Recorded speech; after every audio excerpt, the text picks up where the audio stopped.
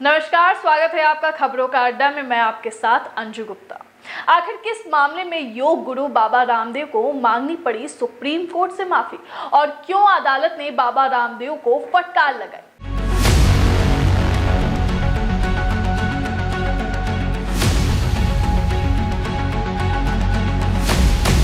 Ramdev ji, supreme court में झूठ क्यों बोला आपने? माफीनामे को अस्वीकार कर दिया सुप्रीम कोर्ट ने। योग गुरु बाबा रामदेव और पतंजलि आयुर्वेद के एमडी आचार्य बालकृष्ण सुप्रीम कोर्ट के सामने पेश हुए। अदालत के आदेश का उल्लंघन करने के लिए बिना शर्त रामदेव बाबा ने माफी भी मांगी। बता दें कि सुप्रीम कोर्ट में भ्रामक विज्ञापन मामले में सुनवाई हो रही थी। सुनवाई के दौरान सुप्रीम कोर्ट ने रामदेव और बालकृष्ण पर नाराजगी भी जताई, साथ ही कहा कि अदालत के आदेश को कमतर नहीं आंकना चाहिए। पतंजलि आयुर्वेद के खिलाफ इंडियन मेडिकल एसोसिएशन ने याचिका दायर की थी। मामले में बाबा रामदेव व्यक्तिगत रूप से पेश होने के लिए जारी किए गए समन के तहत सुप्रीम कोर्ट पहुंचे थे। साथ ही अदालत के आदेश का उल्लंघन करने के लिए बिना शर्त माफी मांगी।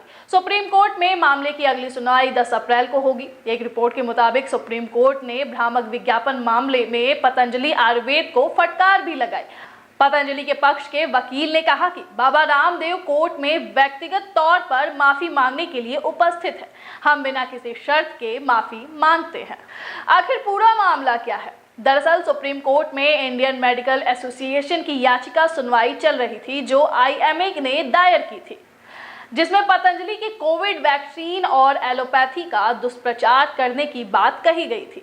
इससे पहले भी सुप्रीम कोर्ट ने बाबा रामदेव को बुलाया था। 27 फरवरी 2024 को हुई सुनवाई में कोर्ट ने मधुमेह, बीपी, थायराइड, अस्थमा, ग्लूकोमा और गठिया जैसी बीमारियों से स्थायी राहत, इलाज और उन्मूलन का दावा करने वाले पतंजलि के इश्तेहारों को भ्रामक बताया था। उन पर रोक भी लगा दी थी।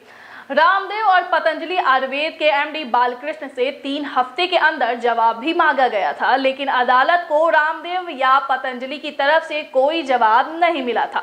19 मार्च 2024 को सुप्रीम कोर्ट ने मामले में अवमानना नोटिस जारी किया था, जिसमें योग गुरु रामदेव और आचार्य बालकृष्ण को कोर्ट में हाजिर होने का आदेश दिया था। आरोप ये भी है कि सुप्रीम कोर्ट के आदेश के बाद भी पतंजलि ने विज्ञापन जारी किए थे। एक मीडिया की खबर के मुताबिक आईएमए ने दिसंबर 2023 और जनवरी 2024 में अखबारों में दिए गए विज्ञापनों को भी कोर्ट में पेश किया। साथ ही 22 नवंबर 2023 की एक प्रेस कॉन्फ्रेंस के बारे में भी बताया, जिसमें योग गुरु बाबा रामदेव और आचार्य बालकृष्ण शामिल थे। इन विज्ञापनों में पतंजलि के मधुमेह और अस्थमा पूरी तरह से ठीक करने के दावों की बात कही भी जा रही थी। हालांकि अब इस पूरे मामले में सुप्रीम कोर्ट में अगली सुनवाई 10 अप्रैल को होगी। अब देखना होगा कि योग गुरु बाबा रामदेव को कोर्ट से इस मामले में राहत कब मिलती है।